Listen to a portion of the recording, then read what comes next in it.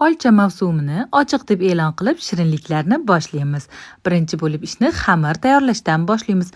Iliqqina sutga tuxum, shakar, tuz, vanilin hamda xamir turishni solib, yaxshilab aralashtiramiz. Oppoqina unlarni elakdan o'tkazib, yumshoqqina xamir qoramiz va sariyog' bilan yaxshilab ishlov beramiz. Oshirishga 1 soatga olib qo'yamiz. Yangi pishgan olcha yoki muzlatilgan olchani olovga qo'yib, ustiga suvga yoki olcha suviga kraxmalni aralashtirib qo'shib olamiz. Quyilgunicha yaxshilab qaynatamiz. Quyilgach sovutishga olib qo'yamiz. 2 baravar oshib do'mboqqina bo'lgan xamirni stol ustiga un sepib, to'rtburchak shaklida qalinroq qilib yoyib olamiz va sovigan olchali nachinkani surib chiqamiz.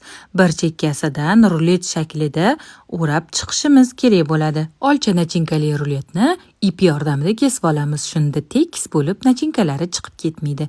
Listga terib olganimizdan so'ng ustini ozgina bosib 20 minut salofan tagida qoldiramiz. Yanada ishib ko'tarilgan bulochkalar ustiga tuxum surib, qizib turgan duxovkaga jo'natamiz. Bulochkalarimiz pishgunicha bu labne chizdan mazali krem tayyorlab olamiz. Labne chiz juda ham mazali bo'lib, hozirda atiga 15 ming so'mdan xarid qilsangiz bo'ladi. Labne chizga skujonkani yaxshilab aralashtirib, issiqqina, yumshoqqina bo'lib pishgan olchali bulochkalarimiz ustiga surib chiqamiz. Bu yumshoqqina mazali olchali bulochkani albatta tayyorlab ko'ring. Yeganlar sizni duo qilishadi.